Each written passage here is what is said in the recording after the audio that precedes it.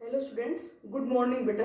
बेटा अपना टॉपिक है method of preparation of haloarenes and then its chemical property. Haloalkanes के बारे में हो चुका है ना, हेलो एरिन्स। बेटा haloarenes means halogen directly attached with the benzene ring, ये होता है हेलो एरिन। इन हेलो एरिन्स को क्या बोलते हैं, अराइल हैलाइड, नहीं क्या बोलते हैं, अराइल हैलाइड। तो this hello arenes can be prepared by the halogenation reaction of halogenation reaction of benzene preparation. First जो आपने प्लस वन में लास्ट में पढ़ा हुआ भी है, इलेक्ट्रोफिलिक सब्स्टिट्यूशन रिएक्शन, कि बेंजीन में आसानी से कौन सी रिएक्शन होती है, इलेक्ट्रोफिलिक सब्स्टिट्यूशन। ये हम डिटेल में आगे फिर पढ़े भी गए। तो बेंजीन ले लिया, और बेटा इस बेंजीन में अगर हम डाल दें हैलोजन, से क्लोरीन डाल दे जाए, ठीक, और with the presence of suitable catalyst like anhydrous aluminium trichloride, ये ले लिया जाए, या फिर क्या ले जाते हैं, फेरिक आयन, ठीक। ये इलेक्ट्रॉन डेफिशिएंट है, तो ये इलेक्ट्रॉन डेफिशिएंट है, तो क्लोरीन से क्या निकाल लेंगे, यहाँ से क्लोराइड आयन, क्लोराइड निकाल लेंगे, मैकेनिज्म पढ़ते हैं। तो क्लोराइड निकल ये तो बन जाएगा AlCl4 नेगेटिव, इसकी तो ऑक्टेट कंप्लीट हो गई। AlCl3 में तो क्या था, around the aluminium in the valence shell electron there are 6 2 4 6, तो ये ऑक्टेट इनकम्प्लीट थी, तो इसलिए क्या निकाल लीजिएगा, यहाँ से क्लोराइड आयन। जैसे क्लोराइड आयन निकाल लेगा तो खुद तो हो गई ऑक्टेट कंप्लीट, और बेटा यहाँ पे क्या जनरेट होगा, इलेक्ट्रोफाइल क्लोरीनियम आयन Cl पॉजिटिव, ये बन गया, ये इलेक्ट्रोफाइल प्रोड्यूस हो गया। बेंजीन इलेक्ट्रॉन रिच मॉलिक्यूल है, और बेंजीन क्योंकि इलेक्ट्रॉन रिच मॉलिक्यूल है तो क्या करेगा, this electrophile easily attacks here, ठीक। तो ये अपना पाई इलेक्ट्रॉन पेयर लेकर यहाँ से इस इलेक्ट्रोफाइल को उठा लेगा। तो ये पाई इलेक्ट्रॉन पेयर बेटा दोनों कार्बन के बीच में, और क्योंकि इलेक्ट्रॉन क्लाउड यहाँ पे सिमेट्रिकल है, तो हर कार्बन पे इलेक्ट्रॉन डेंसिटी बराबर है, बराबर फैला हुआ है, तो इन दोनों में से जिसके भी साथ मान करें यहाँ पे क्लोरीन अटैक कर गया, तो ये पाई इलेक्ट्रॉन पेयर लेके ये क्लोरीन कटन इस साथ बॉन्ड बना लिया। तो इस कार्बन के साथ देखो, इस कार्बन के साथ तो इलेक्ट्रॉन पेयर इस तरफ था ये, तब भी ऑक्टेट कंप्लीट थी, और अगर ये क्लोरीन कटन उठा के इसके साथ बॉन्ड बनाएगी तो बेटा इस कार्बन की तो ऑक्टेट अब भी कंप्लीट है, ठीक। तो यहाँ पे इलेक्ट्रॉन डेफिशिएंट ये वाला कार्बन हो गया, तो ये बॉन्ड तो हमने डिस्टर्ब किए नहीं, ये तो एज इट इज, ये पाई इलेक्ट्रॉन पेयर दोनों के बीच में उठा के ये क्लोरीन कटन को एक्सेप्ट कर रहा है। तो अगर ये क्लोरीन आप इस कार्बन के साथ अटैच करते हो तो ये वाला क्या हो गया, इलेक्ट्रॉन डेफिशिएंट, तो जिसके साथ लगा रही है वाला एडजेसेंट वाला हो गया deficient. Now this positive charge uniformly distribute on complete ring, but ये पाई इलेक्ट्रॉन पेयर देगा, पॉजिटिव चार्ज यहाँ जाएगा, तो ये arenium ion is stable, this stabilized by resonance effect, ठीक। अब इसके बाद क्या होगा बेटा, जहां पे क्लोरीन आया ये एडजेसेंट पोजीशन से ये कैटलिस्ट ये catalyst that itself regenerate at the end of reaction. तो बेटा ये जो बना था AlCl4 नेगेटिव, ये यहां से क्या करेगा, वापस निकाल लीजिएगा H पॉजिटिव, तो वापस निकाल लीजिएगा H पॉजिटिव है, तो खुद तो वापस बन गए AlCl3, क्लोराइड आयन क्या निकाल लेंगे, यहाँ से H पॉजिटिव, इलेक्ट्रॉन पेयर यहाँ पे शिफ्ट, तो क्या बन जाएगा, क्लोरोबेंजीन, क्या बन गया, क्लोरोबेंजीन, ठीक है। ये तो मैकेनिज्म का यहाँ पे भी कोई रोल नहीं बता रहे कि यहाँ पे एल्यूमिनियम ट्राइक्लोराइड कैटलिस्ट है, क्या काम है इसका, यहाँ से क्लोराइड आयन निकाल के इलेक्ट्रोफाइल जनरेट करना। इलेक्ट्रोफाइल जनरेट होते बेटा बेंजीन पे अटैक करेगा, जिस जगह पे अटैक करेगा, जिस यहाँ पे अटैक किया तो जिस जगह पे इलेक्ट्रोफाइल आएगा यहाँ से क्या होगा, इलेक्ट्रोफाइल दूसरा निकल गया, ये H पॉजिटिव निकल गया, क्लोराइड है यहाँ से H पॉजिटिव निकाल लेगा, तो HCl बन के निकल गया, ये AlCl3 निकल गया, और बेटा यहाँ से H पॉजिटिव निकाल ले गया ये, तो ये इलेक्ट्रॉन पेयर, ये H पॉजिटिव गया, तो ये इलेक्ट्रॉन पेयर यहाँ पे शिफ्ट, तो जिस जगह Cl पॉजिटिव आया था उस जगह से क्या निकल गया, H पॉजिटिव निकल गया, इसलिए बोल रहे हैं उसे electrophilic substitution. That is the example of electrophilic substitution, कि यहाँ पे इलेक्ट्रोफाइल अटैक किया और उसकी जगह से H पॉजिटिव इलेक्ट्रोफाइल निकल गया, means here the H positive ion of this benzene ring replaced by Cl positive, ठीक है। तो ये एग्जांपल होगा इलेक्ट्रोफिलिक सब्स्टिट्यूशन रिएक्शन का। यहाँ पे बाई प्रोडक्ट निकल गया HCl और AlCl3, ये अपना मेन प्रोडक्ट बन गया क्लोरोबेंजीन। तो preparation of hello Erin by the halogenation of the benzene, अगर बेटा इस बेंजीन में ब्रोमीन डाल दे जाए, अच्छी रिएक्शन सनलाइट में, ये रिएक्शन कहाँ पे, तो डार्क में, this reaction takes place in dark, electrophilic substitution occurs in dark, dark में होता है ये, in the presence of a suitable catalyst, ठीक है। तो यहाँ पे हमने कैटलिस्ट डाल दिया, ये डाल दिया आयरन ट्राई पॉजिटिव, ये आयरन ट्राई पॉजिटिव डाल दिया, ये आयरन ट्राई पॉजिटिव क्या करेगा, यहाँ से ब्रोमाइड आयन को निकाल लीजिएगा, क्या बनेगी Br positive, Br positive ring पे अटैक करेगा, जिस कार्बन पे अटैक करेगा उस कार्बन से H पॉजिटिव निकल जाएगी, Br पॉजिटिव लग जाएगा। जिस कार्बन, हर कार्बन से आपको पता है कि हाइड्रोजन है, तो यहाँ से H पॉजिटिव निकल गया, Br पॉजिटिव आ गया, क्या बन गया ब्रोमोबेंजीन। तो preparation of chlorobenzene, preparation of bromobenzene by the halogenation of benzene, ये एग्जांपल है किसका, इलेक्ट्रोफिलिक सब्स्टिट्यूशन का, हैलोजिनेशन रिएक्शन करवाते हैं हम यहाँ पे। अगर बेटा आयोडीन बेंजीन बनाना है तो यहाँ पे क्या किया है, टू दिस बेंजीन यहाँ पे डाल दिया जाए आयोडीन क्लोराइड डाल दिया जाए, ठीक है, इन the presence of catalyst anhydrous AlCl3। तो बेटा ये एनहाइड्रस AlCl3 क्या करेगा, ये एनहाइड्रस AlCl3 फिर यहाँ से क्या निकाल लीजिएगा, क्लोराइड है, क्लोराइड आयन निकालेगा तो I पॉजिटिव जनरेट होगा, वो I पॉजिटिव पे अटैक कर जाएगा, H पॉजिटिव निकल जाएगा, क्या बन जाएगा आयोडोबेंजीन, हो गया। तो there is a direct halogenation of the benzene can give chlorobenzene, bromobenzene, iodobenzene. बेटा फ्लोरिनेशन डायरेक्टली नहीं करवाई जाती, ठीक है, क्योंकि रिएक्शन क्या होती है हाईली एक्सोथर्मिक, तो उसके लिए आगे बताएंगे। अच्छा एक बात और, अगर मान लीजिए अपने पास बेंजीन ना होती टोल्यूइन है, ये टोल्यूइन, तो ये CH3 ग्रुप, ये हम पढ़ते हैं इलेक्ट्रोफिलिक सब्स्टिट्यूशन में आगे कि that group is ortho para directing. बेटा बेंजीन है तो 6 पोजीशन इक्वल है, तो आने वाला आयोडीन पॉजिटिव 6 में से कहीं जगह किसी भी जगह पे अटैक कर जाए, आयोडोबेंजीन बन गया। पर अपने पास अभी टोल्यूइन है और मान ले मैं इस टोल्यूइन का करवाऊं क्लोरिनेशन, ये डाल दे कैटलिस्ट एनहाइड्रस AlCl3, ठीक है। इस कैटलिस्ट के प्रेजेंस में अगर एक क्लोरिनेशन करवाया जाए, now at which position Cl positive an attack, यहाँ पे ये इलेक्ट्रोफाइल बनेगा, ये कौन से कार्बन पे अटैक करेगा, तो बेटा यहाँ पे अब ये डिसाइड करे ये ग्रुप, इसे बोलते हैं डायरेक्टिव इन्फ्लुएंस। तो बेटा CH3 ग्रुप कैसा है, ऑर्थो पैरा डायरेक्टिव, क्योंकि इलेक्ट्रोफाइल तो उस जगह पे अटैक करेगा जहां पे इलेक्ट्रॉन डेंसिटी मैक्सिमम हो। और बेटा ये क्या करता है, हाइपर कॉन्जुगेशन इफेक्ट, देखो यहाँ पे लिख दें, दिस अल्काइल ग्रुप एक तो क्या अल्काइल ग्रुप एग्जिबिट करता है प्लस आई, तो प्लस आई के थ्रू इलेक्ट्रॉन डेंसिटी बढ़ाता है, प्लस आई तो हर जगह ऑपरेट करता है, प्लस आई इंडक्टिव इफेक्ट, तो बेटा इस जगह पे भी ऑपरेट, यहाँ पे इंडक्टिव इफेक्ट, तो मैग्नीट्यूड हर जगह ऑपरेट करेगा पर मैग्नीट्यूड धीरे धीरे कम होता जाएगा, यहाँ पे प्लस आई इफेक्ट मैग्नीट्यूड सबसे ज्यादा, मेटा पे और कम, पैरा पे और कम। यहाँ पे इसके साथ साथ बेटा हाइपर कॉन्जुगेशन, देखो CH वाला जो इलेक्ट्रॉन पेयर यहाँ पे आएगा और फिर ये पाई इलेक्ट्रॉन पेयर ये उठ के यहाँ चला जाएगा, तो हाइपर कॉन्जुगेशन कि बेंजीन के रिस्पेक्ट में अगर अल्फा हाइड्रोजन हो तो क्या पॉसिबल होता है, हाइपर कॉन्जुगेशन, ये सिग्मा इलेक्ट्रॉन पेयर यहाँ आ गए, ठीक, तो ये डबल बॉन्ड ये H पॉजिटिव और ये इलेक्ट्रॉन पेयर यहाँ उठ के आ गया, तो यहाँ पे क्या आ गया नेगेटिव चार्ज। तो ये जो अल्काइल ग्रुप है ये through hyper conjugation electron density ortho पे क्या कर रहा है, इंक्रीज, फिर उसके बाद ये इलेक्ट्रॉन पेयर यहाँ पे, ये इलेक्ट्रॉन पेयर यहाँ आ जाएगा, तो इसके बाद बेटा इलेक्ट्रॉन पेयर कहाँ पहुंच गए, पैरा पे, तो रेजोनेंस की तरह हाइपर कॉन्जुगेशन कहाँ पे काम करता है, ऑर्थो और पैरा पोजीशन पे। तो अगर बेटा टोल्यूइन है अपने पास, तो टोल्यूइन में जो अल्काइल ग्रुप है, ये अल्काइल ग्रुप, ये alkyl group ortho para directing है, कैसा ये ऑर्थो पैरा डायरेक्टिंग, क्योंकि ये हाइपर कॉन्जुगेशन के थ्रू इलेक्ट्रॉन डेंसिटी ज्यादा इंक्रीज कर देगा ऑर्थो और पैरा पे। हाइपर कॉन्जुगेशन की वजह से इलेक्ट्रॉन पेयर हो बेटा कहां पे आ रहा है, at ortho position and after then para, इसके बाद फिर ऑर्थो पे आ जाएगा, ठीक। तो अगर टोल्यूइन का क्लोरिनेशन करवाया जाए इन dark in the presence of a suitable catalyst, तो क्या होगा, ऑर्थो पैरा डायरेक्टिंग, तो बेटा क्या मिलेगा अपने को, ortho chlorotoluene and para chlorotoluene, halo iron तो ये भी बन गया, ये बन गया हेलो आयरन, क्या बन गया, ऑर्थो क्लोरोटोल्यूइन एंड पैरा क्लोरोटोल्यूइन, ठीक।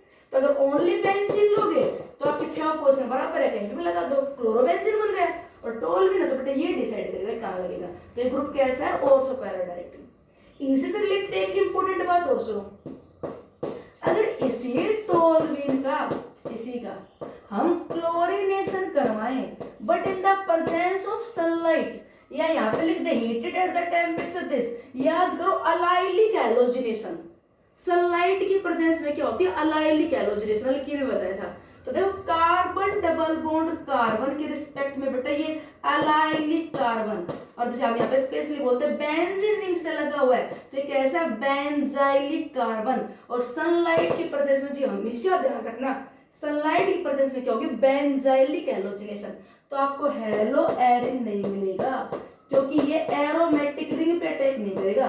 क्या हुआ, H पॉजिटिव आयन यहाँ से यहाँ पे अटैक करेगी, और वैसे यहाँ पे ना अब ये इलेक्ट्रोफिलिक सब्स्टिट्यूशन नहीं है, यहाँ पे एग्जाम्पल है फ्री रेडिकल मैकेनिज्म का, क्लोरीन फ्री रेडिकल बनेगी तो इसको होमोलिटिक क्लीवेज करके और तब यहाँ पे क्लोरीन आ जाएगी। तो ये इलेक्ट्रोफिलिक सब्स्टिट्यूशन नहीं है। तो याद रखो सनलाइट की प्रेजेंस में बेंजाइलिक हैलोजिनेशन, बेंजीन वाले कंपाउंड में, तो सनलाइट की प्रेजेंस में ये अच्छा निकला और यहाँ पे अटैक करेगा Cl, ये बन गया benzyl chloride. It is not haloarene, ये हैलोएरिन नहीं है, it is alkyl halide. Aromatic ring के साइड में चेंज, तो ये अल्काइल, मतलब यहाँ पे न्यूक्लियर सब्स्टिट्यूशन नहीं हुआ। इसे हम बोलते हैं यहाँ पे अटैक कर तो न्यूक्लियस पे अटैक कर गया, तो न्यूक्लियर सब्स्टिट्यूशन नहीं हुआ, रिंग पे नहीं हुआ। कहाँ पे हुआ है, साइड चेन, साइड में जो चेन थी, साइड में जो चेन थी यहाँ से H हट के Cl लगा है, ठीक। तो वो अल्काइल लाइड नहीं है, वो अराइल लाइड नहीं है, क्या ये alkyl halide, alkyl halide. It is not haloarene. तो हैलोएरिन कैसे बनेगा कि अगर हम इसका डार्क में करवाएं हैलोजिनेशन, क्लोरिनेशन करवा दे, ब्रोमिनेशन करवा दे, ठीक है, आयोडीनेशन करवा दे। और सुनो, what happens if the benzene treated with chlorine in the presence of sunlight. देखो अब यहाँ पे एक चीज और देख लो, अगर हम इसमें क्लोरीन डाले डार्क में और इन the presence of a suitable catalyst, तब तो बेटा क्या बनता है, क्लोरोबेंजीन। ये तो गई सब्स्टिट्यूशन रिएक्शन, इलेक्ट्रोफिलिक सब्स्टिट्यूशन। और इसी बेंजीन में अगर बेटा क्लोरीन डाला जाए एक्सेस में और वो भी सनलाइट की प्रेजेंस में, सनलाइट, तो अगेन थोड़ा ध्यान रख लेना, फिर यहाँ पे इलेक्ट्रोफिल, सनलाइट की प्रेजेंस में इलेक्ट्रोफिलिक सब्स्टिट्यूशन नहीं होगा, यहाँ पे फिर एडिशन रिएक्शन हो जाती है और क्या बन जाता है, BHC, ठीक है। तो मैं आपको बार बार एक चीज याद दिलाना चाह रही हूँ कि अगर अपने को हैलोएरिन बनाना है तो हैलोजिनेशन करो बेंजीन या बेंजीन रिंग कंटेनिंग जैसी इस तरह के कंपाउंड्स का, वो भी डार्क में in the presence of a suitable catalyst. Okay, catalyst का काम क्या है, to generate the electrophile, electrophile यहाँ पे रिंग पे अटैक कर जाएगा और हैलोएरिन बन जाएगा। और preparation of haloarene by some important reaction, Sandmeyer reaction, name reaction बेटा ये Sandmeyer reaction, preparation of haloarene by Sandmeyer reaction. तो सैंडमेयर ने क्या बताया, ये रिएक्शन आगे आप अमाइंस में पढ़ेंगे, अमाइंस में ये एनिलीन। सैंडमेयर ने बताया कि अगर एनिलीन को हम करवाते diazotisation by adding this at a low temperature 273 से 278 केल्विन, 0 से 5 डिग्री सेल्सियस, तो एनिलीन का डाइएजोटाइजेशन करवाने पे ये कन्वर्ट हो जाता है बेंजीन डाइजोनियम क्लोराइड में, ये कन्वर्ट हो गया बेंजीन डाइजोनियम क्लोराइड में। बेटा इस रिएक्शन को बोलते हैं डाइएजोटाइजेशन रिएक्शन, डाइएजोटाइजेशन रिएक्शन, ठीक है। ये बन गया प्रोडक्ट बेंजीन डाइजोनियम क्लोराइड। इस आयन को बोलते हैं डाइजोनियम आयन, क्या बोलते हैं, डाइजोनियम। जैसे Na पॉजिटिव Cl नेगेटिव तो बोलते हैं सोडियम क्लोराइड, और ये N2 पॉजिटिव है ना, ये N2 पॉजिटिव, ये डाइजोनियम आयन। तो डाइजोनियम क्लोराइड बेंजीन के साथ लगा हुआ, तो क्या ये बेंजीन डाइजोनियम क्लोराइड। सैंडमेयर ने ये बताया कि if this benzene diazonium chloride, this benzene diazonium chloride is treated with either cuprous chloride और cupric chloride, या तो cuprous chloride ले लीजिए या cupric chloride ले लीजिए in the presence of HCl। तो यहाँ से नाइट्रोजन गैस और HCl निकल जाएगा इसके प्रेजेंस में, इनकी प्रेजेंस में, या cuprous ले लीजिए, cupric ले लीजिए। क्या होगा, यहाँ से HCl निकल जाएगा, ये नाइट्रोजन गैस निकल जाएगी और ये Cl पॉजिटिव यहाँ पे अटैक कर जाएगा, ये H और HCl निकल गया, N2 निकल गया और Cl यहाँ पे आ गया, क्या बन जाए, क्लोरोबेंजीन। तो preparation of haloarene by Sandmeyer reaction, ठीक है। यहाँ पे ये एक्सक्यूशन मार्क लगा के छोड़ दे कि बताओ इस रिएक्शन का नाम क्या है, सैंडमेयर रिएक्शन। ऐसे 10 सब्जेक्ट में आ जाए कि right note on Sandmeyer reaction, ठीक है। तो ये हैलोएरिन बन गया यहाँ पे। सुनो बात, अगर यहाँ पे इसी की प्रेजेंस में HBr डाल दे, HBr डाल दिया जाए तो बेटा क्या बनेगा, ब्रोमोबेंजीन। क्या बन जाएगा, ब्रोमोबेंजीन। HCl डालोगे तो क्लोरोबेंजीन और HBr डालेंगे तो क्या बन जाएगा, ब्रोमोबेंजीन। अगर बेटा यहाँ पे कॉपर साइनाइड, पोटेशियम साइनाइड डाल दिया जाए तो यहाँ पे बेंजीन नाइट्राइल बन जाएगा, क्या बन जाएगा, बेंजीन कार्बोनाइट्राइल। या तो बोल दो इसे बेंजोनाइट्राइल। बेंजो बेंजो जब बोलते हैं इस बेंजाइलिक कार्बन से अगर एक कुछ हटा के हम सबस्ट्रेट लगाए तो बेंजाइल, एक और हटा दे तो बेंजल, और एक और हटा दे तो बेंजो। तो यहाँ पे तो कार्बन के साथ तीनों एच हटा रखे हैं, एक एच हटाओ तो बेंजाइल, दो एच हटा दे तो बेंजल, और तीनों हटा दे तो बेंजो। तो ये बेंजोनाइट्राइल, या फिर बोल दे बेंजीन कार्बोनाइट्राइल। ये हेलोएरिन नहीं बने तो वैसे साइड बता दिया कि सैंड में रिएक्शन में क्या होता है, डाइजोनियम साल्ट में अगर यहाँ पे कॉपर साल्ट के साथ HCl लोगे तो क्लोरोबेंजीन बन जाएगा, HBr लोगे तो ब्रोमोबेंजीन बन जाएगा, बन गया हेलोएरिन। अगर ये दे दिया जाए तो क्या बन जाएगा, बेंजोनाइट्राइल। ठीक, अच्छा जी। नाउ गेटरमैन रिएक्शन, बेटा सैंडमेयर और गेटरमैन रिएक्शन बिल्कुल एक जैसे है। सैंडमेयर में यील्ड ज्यादा आती है, मतलब ज्यादा अमाउंट प्रोडक्ट की किसी सैंडमेयर में। गेटरमैन सैंडमेयर में एक फर्क है, इसी की मॉडिफाइड फॉर्म है ये। गेटरमैन में सिर्फ क्या और रिएजेंट यहाँ पे जो प्रेजेंस है वो चेंज करते हैं, कॉपर पाउडर ले लिया। देखो benzene diazonium chloride is treated with HCl in the presence of copper powder, बस ये फर्क कर दिया। बेटा क्या बन जाएगा यहाँ पे, क्लोरोबेंजीन। क्लोरोबेंजीन अगर इसमें डाल दे HBr in the presence of copper powder तो क्या बन गया, ब्रोमोबेंजीन। बस सैंडमेयर में और गेटरमैन में ही फर्क है। गेटरमैन ने रिएजेंट यूज किया कॉपर पाउडर, कॉपर पाउडर गए तो गेटरमैन रिएक्शन। और बेटा कॉपर क्लोराइड, कॉपर का साल्ट ले रखा हो, कॉपर हैलाइड ले रखा हो, Cu2H2 या CuH2, क्यूप्रिक हैलाइड या क्यूप्रस हैलाइड, इसकी प्रेजेंस में हो तो सैंडमेयर, और कॉपर की प्रेजेंस में हो तो बेटा कौन सी रिएक्शन है ये, गेटरमैन। बन गया हेलोएरिन। अच्छा, अगर भाई फ्लोरोबेंजीन बनाना हो तो बेटा फ्लोरोबेंजीन बनाने के लिए बाल्द-सीमैन ने बताया, बाल्द-सीमैन रिएक्शन। बाल्द-सीमैन रिएक्शन ये भी बाय नेम आती है। क्या बताया कि जब डाइजोनियम क्लोराइड बना रहे हैं, डाइजोनियम क्लोराइड एनिलीन से नाइट्रस एसिड डाल के क्या बना दिया, ये डाइजोनियम क्लोराइड। डाइजोनियम क्लोराइड जो बना ना, इस डाइजोनियम क्लोराइड में क्या डाल दें, टेट्राफ्लोरोबोरिक एसिड, ये डाल दें HBF4। ये बेटा हाइड्रोजन फ्लोराइड और बोरोन ट्राइफ्लोराइड से मिलकर बना हुआ है, ठीक है, टेट्राफ्लोरोबोरिक एसिड।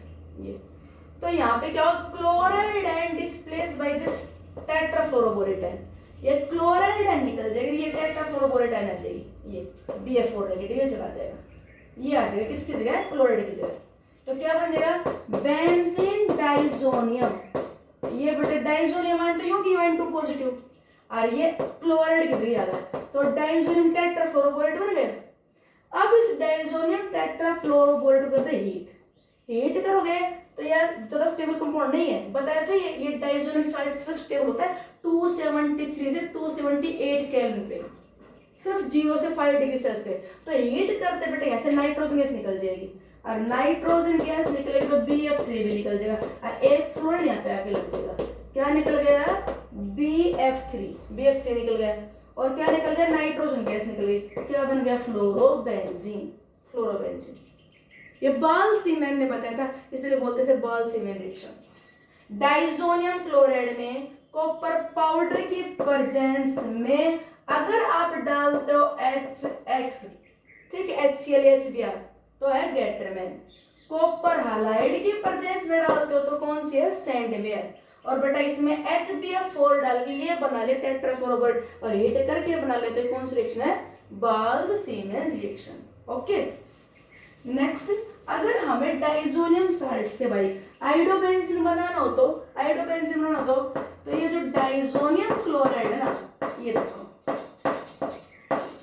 फ्लोरिनेशन के लिए तो बता दें कि टेट्राफ्लोरोबोरेट डाल दो। अगर हम इसमें कॉपर की प्रेजेंस में, कॉपर पाउडर की प्रेजेंस में HCl डालें तो क्लोरोबेंजीन बन गया, HBr डालें तो ब्रोमोबेंजीन बन गया, तो HI डाल दो आइडोबेंजीन बना लो, पर नहीं, क्योंकि बेटा हाइड्रोजन आयोडाइड एक स्ट्रॉन्ग रिड्यूसिंग एजेंट है, वो इस डाइजोनियम साल्ट को बेंजीन में रिड्यूस कर देगा, ये क्या एक पावरफुल रिड्यूसिंग एजेंट। तो ऐसे तो आयोडोबेंजीन नहीं बनेगा, ये तो रिड्यूसिंग एजेंट वाला काम करने लग जाएगा, इसको रिड्यूस कर देगा। तो इसलिए क्या करते हैं, आयोडोबेंजीन बनाने के लिए बता दिया कि this salt hated with potassium iodide, इसको पोटेशियम आयोडाइड के साथ हीट कर दो, वार्म पोटेशियम आयोडाइड डाल दिया तो क्या होगा, नाइट्रोजन गैस निकल जाएगी, KCl निकल जाएगा और बेटा क्या बन जाएगा, आयोडोबेंजीन। ये नेम रिएक्शन नहीं बताते, इसका कोई स्पेशल नेम नहीं है। यहाँ पे क्या होगा, simply diazonium salt converted to iodobenzene. तो पीछे 3 नेम रिएक्शन आ गए, इसमें सैंडवेयर रिएक्शन, गेटरमैन रिएक्शन और फ्लोरोबेंजीन बनाने के लिए बाल्सीमैन रिएक्शन। ओके, एक और लास्ट जो पीछे पड़ चुके हैं, preparation of haloarene by Borodine Hunsdiecker reaction. Borodine Hunsdiecker reaction में क्या लेते हैं, silver salt of carboxylic acid, silver salt of carboxylic acid. और silver salt of carboxylic acid का ब्रोमिनेशन करवा दो in the presence of CCl4। Chlorination करवाओगे तो क्लोरीन का कंपाउंड बन जाएगा, ब्रोमिनेशन करवाओगे तो ब्रोमीन। तो यहाँ पे 2 ही पॉसिबल है, या तो ब्रोमिनेशन या क्लोरिनेशन। क्या होगा बेटा, यहाँ से CO2 गैस निकल जाएगी, CO2 गैस निकल जाएगी, एक Br इसका जोड़ दो, AgBr निकल जाएगा और बाकी बचा क्या बन जाएगा, ये ब्रोमोबेंजीन, ये बन गया ब्रोमोबेंजीन। तो यहाँ से बन जाएंगे हैलोइड, फिर यहाँ से बनेगा क्या, ब्रोमोबेंजीन, क्लोरीन डालोगे तो क्लोरोबेंजीन। ये नेम रिएक्शन कौन सी पीछे आई थी, बोरोडाइन हैलोएल्केन में, क्योंकि ये इनके लिए भी अप्लाई होती है। अगर ये लोगे तो आपको एल्केन मिलेगा, ठीक है, ये लेंगे तो क्या, सॉरी एल्केन कह रहे हो, हैलोएल्केन मिलेगा। इसमें डालोगे अगर ब्रोमीन तो क्या मिलेगा, RBr। तो ये बोरोडाइन-हंस-डाइकर रिएक्शन अप्लाई होती है for the preparation of alkyl halide as well as applied for the preparation of aryl halides. Okay, ये तो बेटा preparation of haloarenes. Now chemical property of haloarenes. Now chemical property of haloarenes, chemical property की बात सुनो बेटा। Chemical property के बाद में पहले हैलोएल्केन्स ही करूं, तो हैलोएल्केन्स RX undergo the nucleophilic substitution reaction। ये सबसे मेन रिएक्शन थी हैलोएल्केन्स की। Haloalkanes are highly reactive towards the nucleophilic substitution. Haloalkanes में न्यूक्लियोफिलिक सब्स्टिट्यूशन होता है, हैलोएल्केन्स में एलिमिनेशन होता है, haloalkanes react with metals, haloalkanes undergo reduction, haloalkanes undergo oxidation. तो हैलोएल्केन की 5 तरह की रिएक्शन थी। अब यहाँ पे आ जाओ in case of haloarenes. But haloarenes react with metals, last video lecture बता दिया, वुड्स फिटिक रिएक्शन और फिटिक रिएक्शन, उल्मान रिएक्शन। तो ये प्रॉपर्टी कॉमन है, हैलोएल्केन भी मेटल के साथ रिएक्ट करते हैं और हैलोएरिन भी मेटल के साथ रिएक्ट करते हैं। इसमें सोडियम डालोगे ट्राइथिक प्रोसेस में ये बन जाएगा फिटिक रिएक्शन। इसमें अगर मैग्नीशियम डालोगे तो MgX बन जाएगा। तो मेटल्स के साथ तो इनकी कॉमन, मेटल्स के साथ हैलोएल्केन भी रिएक्ट करते हैं, हैलोएरिन भी। अब सुनो जी, अब मेन जो मुद्दा है वो क्या, कि haloarenes are very less reactive. बड़ा इंपॉर्टेंट क्वेश्चन है, बहुत इंपॉर्टेंट क्वेश्चन है, वेरी इंपॉर्टेंट, बहुत इंपॉर्टेंट है। Haloarenes are very less reactive, these are very less reactive towards nucleophilic substitution. These are very less reactive towards nucleophilic substitution। जहाँ पे haloalkane highly reactive थी, याद हो तो हैलाइड आयन निकलेगी। अगर आप डालो एक्वस NaOH, एक्वस NaOH, तो हैलाइड आयन निकली, OH आ गया, एल्कोहल बन गया। इसमें डाल दे पोटेशियम साइनाइड, हैलाइड आयन निकली, साइनाइड आ गया, CN आ गया, ठीक है। इसमें हम डाल दे सोडियम एल्कोक्साइड, तो हैलाइड आयन भी OR लगे, ईथर बन गया। इस तरह की बहुत सारी न्यूक्लियोफिलिक सब्स्टिट्यूशन में हैलोएल्केन्स तो हाईली रिएक्टिव हैं। Haloalkanes are highly reactive towards nucleophilic substitution, whereas बिल्कुल उल्टा, haloarenes are very less reactive towards nucleophilic substitution. बेटा अगर ये कह दिया जाए कंप्लीट द रिएक्शन, सुनना बात में क्या बता रहे आपको, ये दे दिया CH3CH2Br और ये कह रहे KCN कंप्लीट द रिएक्शन। अब फटाक से क्या करोगे, ब्रोमाइड आयन हटी और दिस साइनाइड लग गया, हो गई रिएक्शन कंप्लीट। ये कहते हैं इसमें डाल दिया aqueous NaOH, complete the reaction, bromide ion हटी और बेटा ये OH लगा दिया, हो गया न्यूक्लियोफिलिक सब्स्टिट्यूशन। और ये कहते हैं अपने पास है क्लोरोबेंजीन, इसमें डाल दिया मैंने पोटेशियम साइनाइड, नो रिएक्शन। इसमें डाल दिया मैंने एक्वस NaOH, नो रिएक्शन, नहीं होगी रिएक्शन। क्यों नहीं होगी, क्यों नहीं हो रहा है यहाँ पे न्यूक्लियोफिलिक सब्स्टिट्यूशन?